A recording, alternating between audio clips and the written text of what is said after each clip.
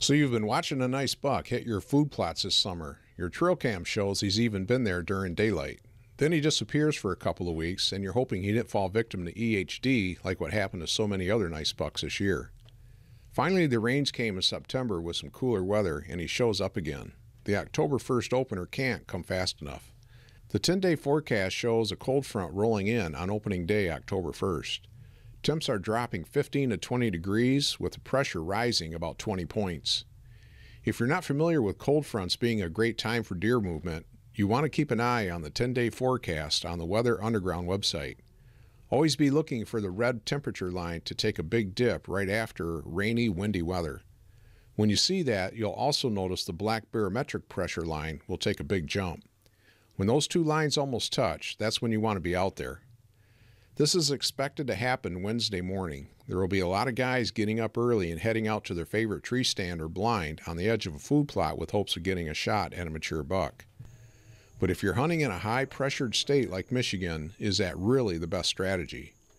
Unless you can get in clean and 100% undetected with the right wind, you run the risk of spooking that buck off the plot and causing him to only use it after dark for the rest of the hunting season. If you want to shoot a doe, just know you're still pressuring and conditioning young bucks to avoid food plots during the day. This was a case on a property where the landowner could not get into his blind clean and undetected. He would walk into the food plot to get to the blind, and the stairs up to the door was in clear view of the whole food plot. Yeah, he would see some does and small bucks on camera every day, and they would even use his same trail into that plot. They didn't seem to mind. But by the time those small bucks reached 3.5 years of age, they would only feed in that plot at night. Not exactly a recipe for long-term success.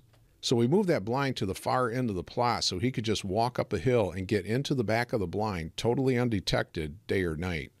The first year we planted Northwood's HD screen out front to hide the blind, and now the brush and miscanthus are tall enough to hide the platform and the stairs on the back side. Now, a couple years later, he has some really nice mature bucks coming out into the plot during daylight because the blind and the hunter is a total non-factor.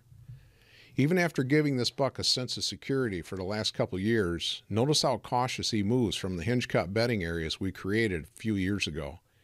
He sniffs the trail before he commits. Every step is like he's walking on eggshells. He's operating with a hair trigger.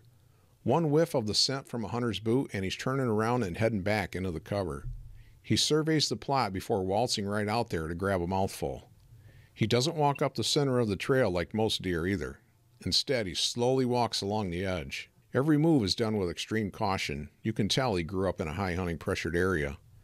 This is another reason why running trail cams 10 feet up in video and picture mode is so valuable. It teaches you so much more about deer behavior.